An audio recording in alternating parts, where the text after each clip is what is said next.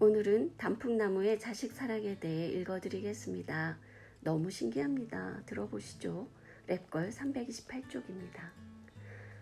어린 나무는 극도로 힘든 삶을 영위한다. 1년을 살아남은 나무들의 95%가 그 다음 해를 버티지 못하고 죽고 만다. 나무들의 씨는 보통 그다지 멀리까지 퍼져나가지 못한다. 따라서 어린 단풍나무는 몇 년 동안 성공적으로 주변의 영양분을 모두 싹쓸이를 해온 성숙한 단풍나무의 그늘에서 햇빛을 확보하는 투쟁을 벌여야 한다. 그러나 다 자란 단풍나무가 자손들에게 제공하는 한 가지 믿을 만한 부모의 사랑이 있다. 매일 밤 자원 중에서도 가장 소중한 자원인 물을 땅속 깊은 곳에서부터 길어올려 약한 어린 나무들에게 나눠주는 것이다. 그렇게 해서 그들은 하루 더 버틸 힘을 얻는다. 어린 나무들이 필요로 하는 것은 이 물뿐만은 아니다. 그러나 조금이나마 도움이 되는 것은 사실이고 100년 후에도 그 자리를 지키는 나무가 단풍나무이려면 이 어린 나무들이 얻을 수 있는 도움은 모두 기꺼이 받아들여야 할 것이다. 어떤 부모도 자식들의 삶을 완벽하게 만들어줄 수는 없다. 그러나 우리는 모두 최선을 다해 그들을 돕는다.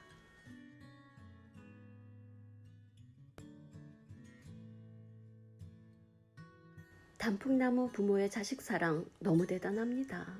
밤새 길어올린 물을 약한 어린 나무에게 먹여주고 어린 나무는 기꺼이 그 영양분을 받아들이고 인간이나 동물에게나 있을 법한 부모 자식 간의 상호 교류가 단풍나무에게도 있다는 게 너무 감동적이었습니다. 요즘 단풍나무만도 못한 부모가 얼마나 많은데요.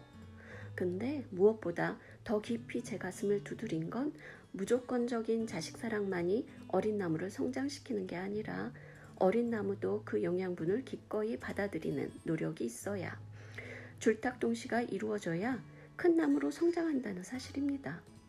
얼마 전 독립해 원룸 오피스텔에서 살고 있는 큰아들이 혼자 사는 친구 집들이에 다녀와서는 그 집이 좋아 보였는지 사진 몇 장을 찍어 가족 단톡방에 올렸더라고요.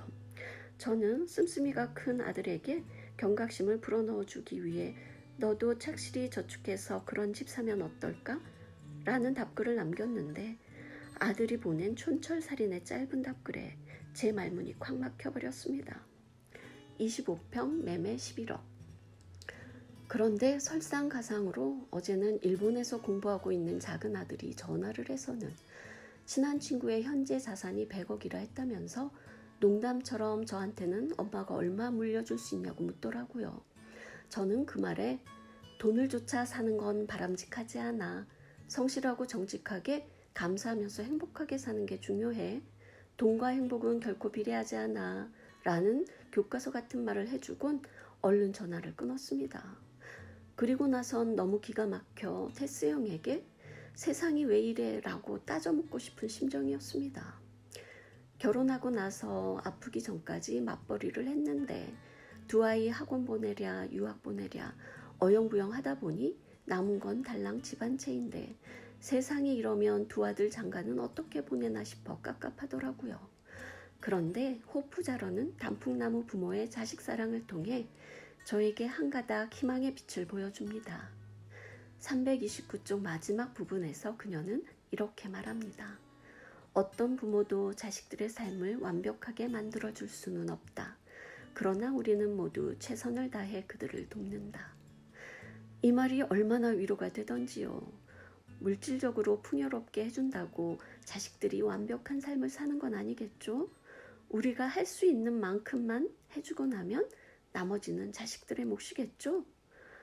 이렇게 생각하고 나니 마음이 좀 편안해졌습니다.